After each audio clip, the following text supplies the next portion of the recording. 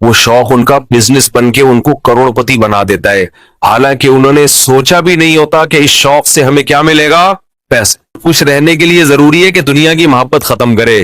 جس کے دل میں دنیا کی ہوس ہے وہ خوش رہنے کے علاوہ دنیا کا ہر کام کر سکتا ہے۔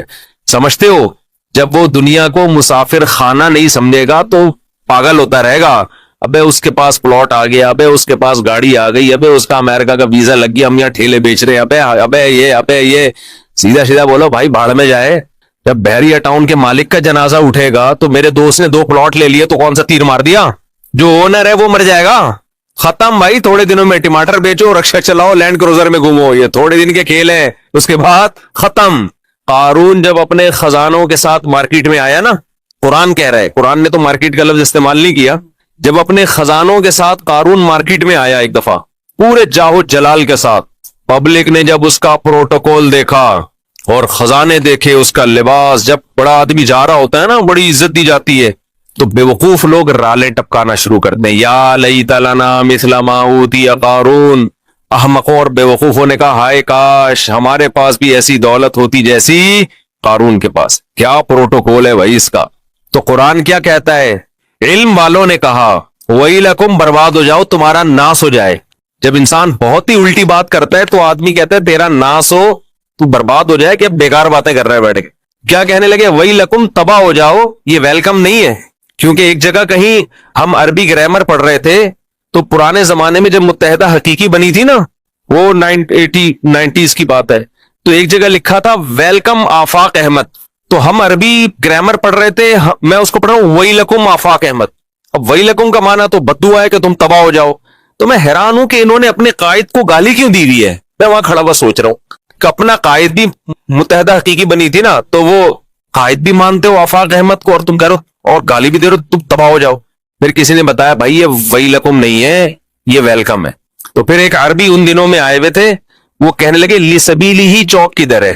لسبیلا چوک کو کہہ رہے تھے لِسَبِيلِهِ چوک، وہ کہہ رہے تھے یہ لِسَبِيلِهِ چوک کدھر ہے؟ تو عرب اس طرح کی غلطیاں بھی کر رہے ہوتے ہیں۔ تو خیر، تو قارون کے خزانوں کو دیکھ کر بے وقوف لوگ کیا کہنے لگے؟ یا لیت لنا، ہائے ہائے ہائے، کاش ہمارے پاس بھی ایسا چاہو جلال ہو، ایسی گاڑیاں، ایسی سواریاں ہوتی۔ تو اللہ فرماتے ہیں جو علم والے لوگ تھے انہوں نے کیا کہا؟ وَيْلَكُمْ، تمہارا ناس ہو، برباد ہو جاؤ تم، کیسی باتیں کر رہے ہو بے وقوفوں والی۔ ثواب اللہ خیرون، اللہ جو نیک عمل پہ بدلہ دے گا وہ اس سے کئی گنا بہتر ہے۔ تو کبھی تمہاری رالیں کسی نیک عمل کو دیکھ کے تو ٹپکی نہیں ہے کہ وہ روزے رکھ رہا ہے، وہ صدقہ کر رہا ہے تو رال ٹپ کے یار کتنا کما رہا ہے۔ یہ ٹپک کس پہ رالیں رہی ہے؟ جو عیاشی کر رہے ہیں۔ تو یہ عیاشی تو تھوڑے دنوں میں ختم ہونے والی ہے۔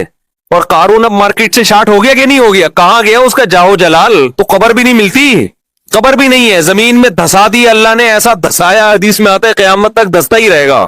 موسیٰ علیہ السلام نے اسے کہا زکات دے، اللہ نے تجھ پر احسان کیا ہے، تو جیسے اللہ نے تجھے دولت دے کے احسان کیا تو اللہ کی مخلوق پہ احسان کر، تو بھی مخلوق پہ خوب خرچ کر۔ تو کہنے لگا یہ میرا کمال ہے جو میں نے پیسہ کمایا ہے، مائنڈ میرا کیا تھا۔ آج بعض مالدار لوگ کہہ رہے ہیں نا میرا مائنڈ، میری لک ہے اور میری، او بھائی آپ کا کچھ نہیں ہے۔ جس کے لیے اللہ رزق کے دروازے کھولنا چاہے کھول دیتا ہے۔ ہم نے بڑے بڑے فنڈر دیکھے ہیں، وہ بیچارے ٹماٹر ہی بیچتے رہتے ہیں ساری زندگی، حالانکہ مائنڈ ان کا بہت ہوتا ہے۔ اور بڑے بڑے بیوقوف لوگ دیکھیں جن کے پاس نوٹ گننے کی فرصت نہیں ہے۔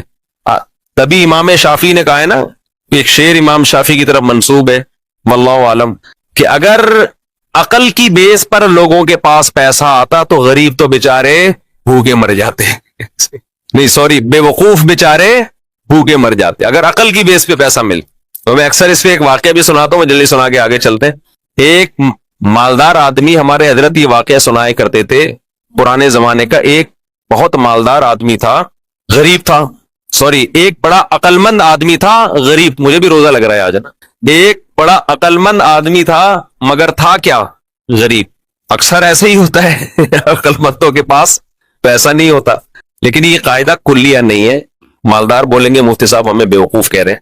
تو اس نے دیکھا کہ ایک آدمی بڑا مالدار تجارت کا سامان لے کے جا رہا ہے، بیوقوف اتنا ہے کہ اونٹ کے ایک طرف چاول کی یا جو بھی امپورٹ کر رہا ہوگا جو بھی چیز، اس کی بوریاں لادی ہوئی ہیں، اور بیلنس برابر کرنے کے لیے اونٹ کے دوسرے طرف ریت کے بورے رکھے ہوئے ہیں تاکہ بیلنس کیا ہو جائے. 10 بوریاں چاول کی یہاں ہیں تو وزن برابر کرنے کے لیے 10 بوریاں ریت کی ادھر. اس امیر آدمی نے لفٹ مانگی اس غریب سے, وہی نا روزہ لگ رہا ہے. اس عقل مند آدمی نے لفٹ مانگی اس بے وقوف سے, کیونکہ یہ عقل مند غریب تھا. تو اس بے وقوف نے اس کو لفٹ دے دی کہ چل تو میرے ساتھ اونٹ پہ بیٹھ جا.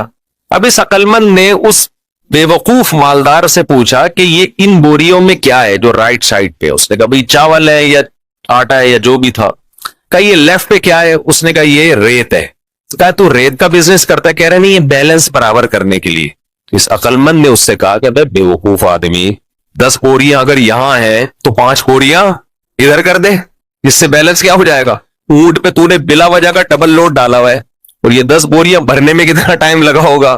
تو بے وقوف آدمی تو یہ کر لے نا کہ 5 یہاں کر دے اور 5 وہاں کر دے. اس نے کہا یار یہ تو بڑی لاجک کی بات کی ہے. نیچے اترا, اپنے مزدور کو جو بھی ہوگا اس کے ساتھ اس کو بولا بھائی بوریاں ہٹا, 5 چاول کی بوریاں یہاں کر دے اور 5 یہاں. اونٹ کی سپیڈ بھی تیز ہو گئی اور اونٹ کو بھی سکون کا سانس آیا, بڑا خوش. اب اس غریب آدمی سے اس بے وقوف نے انٹرویو لینا شروع کیا کہ تو کرتا کیا ہے.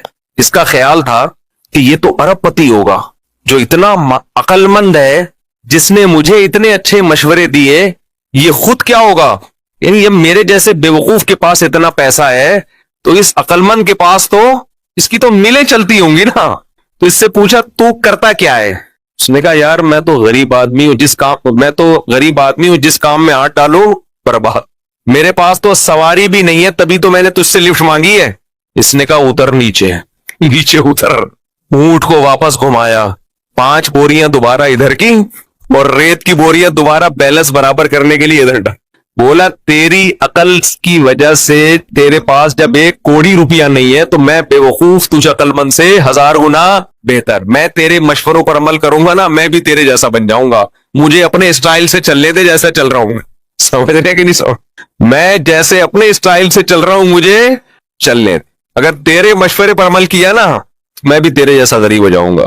لو کان بالحیل الغنا لوجدنی بنجوم اقطار السماء تعلقی. امام شافعی کا غالباً شعر ہے یہ کہ اگر تم دیکھتے محنت سے پیسہ ملتا تو میں پیسے کی تلاش میں آسمان کے ستاروں تک پہنچ جاتا. ہم نے دیکھا ہے بعض لوگوں کا ایک شوق ہوتا ہے, شوقیہ کچھ چیزیں پالتے ہیں رکھتے ہیں, وہ شوق ان کا بزنس بن کے ان کو کروڑ پتی بنا دیتا ہے, حالانکہ انہوں نے سوچا بھی نہیں ہوتا کہ اس شوق سے ہمیں کیا ملے گا, پیسے. اگر وہ پلاننگ کر کے کرتے تو کچھ بھی نہیں آتا ہاتھ. اس کا مطلب یہ نہیں کہ آپ محنت نہ کریں. پہلے ہی ہمارے یہاں بوستی پن چل رہا ہے, اٹھتے نہیں ہیں, 12-1 بجے اٹھتے ہیں, دکان پہ نہیں بیٹھتے. محنت تو کرنی ہے لیکن ملے گا اتنا جتنا اللہ نے مقدر کیا ہے. تو میں وہ عرض کر رہا تھا کہ نبی صلی اللہ علیہ وسلم نے جو مثال دی ہے نا کہ 2 چیزیں جوان ہوتی ہیں تو وہ 2 برائیوں سے مراد صرف 2 نہیں ہیں, بلکہ جو بھی بری خواہشات ہیں بڑھاپے میں کم ہونے کے بجائے بڑھتی. اسی طرح اچھی خواہشات اگر جوانی میں اچھی عادتیں ہیں تو بڑھاپے میں وہ اچھی عادتیں کم ہونے کے بجائے جوان ہوتی. اگر آپ کو جوانی میں اللہ سے محبت ہے, بڑھاپے میں یہ محبت اور زیادہ بڑھ جائے گی. جوانی میں دنیا کو مسافر خانہ سمجھتے ہو, دل نہیں لگاتے, بڑھاپے میں بالکل لفٹ کرانا چھوڑ دو. ہم نے دونوں طرح کے بوڑھے دیکھے ہیں, سخی بھی اور کنجوس بھی. جو سخی ہوتے ہیں وہ بہت سخی ہوتے ہیں کیونکہ وہ جوانی میں سخی ہوتے ہیں نا, تو یہ سخاوت بڑھاپے میں ان کی بہت زیادہ بڑھ جاتی. پھر وہ جاگیروں سے دل لگانا بالکل چھوڑ دیتے ہیں. اور جو کنجوس ہوتے ہیں نا جوانی میں, بڑھاپے میں اللہ کی پناہ آدمی کانوں کو ہاتھ لگا, نوٹ نظر نہیں آ رہے ہوتے, ایسے ایسے گن رہے ہوتے ہیں بیٹھ کے. یہ میں نے اپنی آنکھوں سے دیکھا ہے, نظر نہیں آ رہا نوٹ, دیکھ رہے ہیں یار کم تو نہیں پڑ گیا, یوں کر کے نا چیک کر رہے ہیں کہ اس میں اصلی ہے. ابے اب تو نقلی بھی ہے تو کیا کرنا ہے, اب تو اگر نقلی بھی ہے تو اپنے دانت نہیں ہے کھانے کے لیے, پیٹ میں آنت نہیں ہے کھانے کے لیے, چبانے کے لیے دانت نہیں, کھانے کے لیے آنت نہیں, تو اصلی نقلی کا رہ کیا گیا. شوگر کے آپ مریض ہیں, مٹھائی آپ نہیں کھا سکتے. اب تو آپ کو بچے پال رہے ہیں, اللہ اللہ کرو, مصلے پہ ٹائم گزارو اور نکل لو پتلی گلی سے. اللہ زندگی دے سارے بوڑھوں کو, لیکن اب تو یہ سوچ ہونی چاہیے نا. نہیں جناب, ایسے ایسے گر رہے ہوتے, اتنے لالچ, اتنی ہوس, دل, اور ایسا پراپرٹی میں دل لگائیں گے, ادھر پلاٹ. ایک بوڑھے کا فون آیا میرے پاس, کی غیبت اس لیے نہیں, کسی کو کیا پتا کس کی بات کر رہا ہوں, میرا خیال ہے 85 سال تو ان کی عمر ہوگی, اور 10 قسم کی بیماریاں. کہنے لگے, رو رہے تھے, میرے بیٹے کا کاروبار کا نقصان ہو گیا, گھر میں بڑے مسائل آ رہے ہیں, رزق کی تنگی ہے, میں بہت ٹینشن میں ہوں. میرا دل مجھے ترس آیا, میں ان کا مذاق نہیں اڑا رہا, مجھے ترس آیا. میں ان سے کہوں کہ حضرت آپ کی کیا رزق کی تنگی, آپ کی زندگی گزر چکی ہے, آپ نے ویسے ہی 2 پاپے صبح چائے میں ڈال کے کھانے ہیں بھائی, دوپہر تو دھونے والے کھچڑی کے کھانے ہیں, زندگی گزر گئی. اب ان چیزوں میں کیا رکھا ہے؟ جو بیٹا جس کا کاروبار ڈوب گیا اس کو اتنی ٹینشن نہیں ہو رہی, جس نے آگے زندگی گزارنی ہے ابا کو اس سے زیادہ ٹینشن ہو رہی. لیکن ہم نے نیک بوڑھے بھی دیکھے ہیں, نیک بوڑھے بھی دیکھے. ہمارے نانا, اللہ تعالیٰ مغفرت فرمائے, نانا نانی دونوں, میرے نانا کی بھی 99 سال ماشاءاللہ عمر تھی, نانی نے بھی بڑی عمر پائی ہے. جب بھی ہم ان کے پاس جاتے تھے نا تو وہ شاعری شروع کر دیتے تھے, قبر کی آخرت کی, ٹھیک ہے, گھر جسے سمجھے ہو وہ تم گھر نہیں. مجھے پورا شعر یاد نہیں ان کا, یعنی بار بار کہتے تھے, بیٹا جس کو تم گھر سمجھ رہے ہو یہ گھر نہیں ہے, گھر اصل کیا ہے, قبرستان. اور سخاوت ایسی, کھلا رہے کھلا رہے کھلا رہے, ہر وقت کچن میں کھانا بنتا رہتا تھا. مسجد کے امام بھی تھے ہمارے نانا, تو جو گلی محلے میں جا رہا ہے نا اس کو بلایا, ادھر آ بیٹھ. گھر والوں کو ٹینشن دی ہوئی تھی, کھانا لے کر آؤ اس کے لیے, تو گھر والے بھی تنگ آ گئے تھے. تنگ آنے کا مطلب ظاہر ہے بار بار بار بار کھانا گھر میں پکتا رہے, لیکن سخاوت تو تھی نا. تو ایسے بھی دیکھے ہیں کہ بھائی گھر ور کچھ ان کو کوئی دلچسپی نہیں ہوتی پلاٹوں میں, جائیدادوں میں, تو یہ جوانی میں ختم کر لیا تو ہو جائے گا.